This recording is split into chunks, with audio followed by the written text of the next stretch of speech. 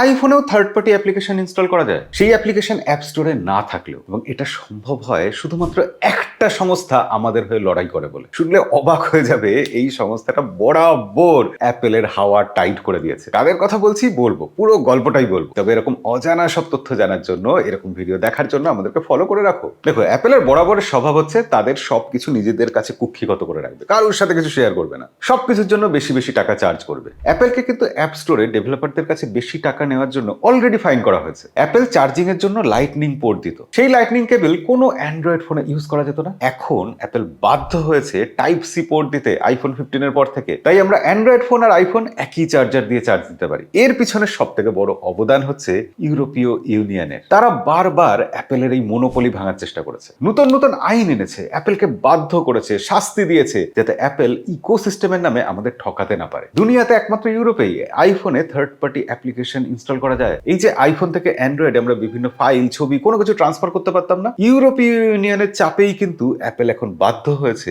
IPhone আর অ্যান্ড্রয়েডের মধ্যে file transfer করার বিষয়ে সায় দিতে। iOS 26 এ তো এই ফিচার আছে, অ্যান্ড্রয়েডেও গুগল পিক্সেল 10 ফোনে এই ফিচার এসে গেছে। এরপর সব ফোনে চলে আসবে। আইফোন থেকে অ্যান্ড্রয়েড ফোনে যে কোনো ফাইল ট্রান্সফার করা খুব সহজ হয়ে যাবে। তবে শুধু আইফোন বলে নয়, ইউরোপীয় ইউনিয়ন গ্রাহকদের জন্য চেষ্টা করছে। তাদের প্রস্তাবিত আইন অনুযায়ী আমরা একটা মোবাইল ফোনের যে কোনো পার্টস বাইরে থেকে, বাজার থেকে কিনতে পারবো, সেটা নিজেরাই থার্ড পার্টিকে দিয়ে সারিয়ে নিতে পারবো। ফোন খারাপ হয়ে গেলে আমাদের বেশি দাম দিয়ে কোম্পানির সার্ভিস সেন্টারে গিয়ে ফোন সারানো বাধ্যতামূলক আর থাকছে না। পার্টস অ্যাভেলেবেল নেই এই কথা বলার সুযোগও কোম্পানির কাছে থাকছে না। নিজের ফোন নিজে সারিয়ে নেওয়া যাবে ঘরে বসেই। কোম্পানি আপনাকে গাইড করবে, কারণ তাদের বাধ্য করেছে ইইউ। তাই বলছিলাম, আমাদের হয়ে অ্যাপেল, স্যামসাং বা এইসব বড় বড় টেক জায়ান্টদের সাথে লড়াই করে একমাত্র একটা সংস্থাই, ইউরোপীয় ইউনিয়ন। তবে এইসব তথ্য শুধু নিজের কাছে জমিয়ে রাখবেন না, বন্ধুদের সাথে শেয়ার করুন।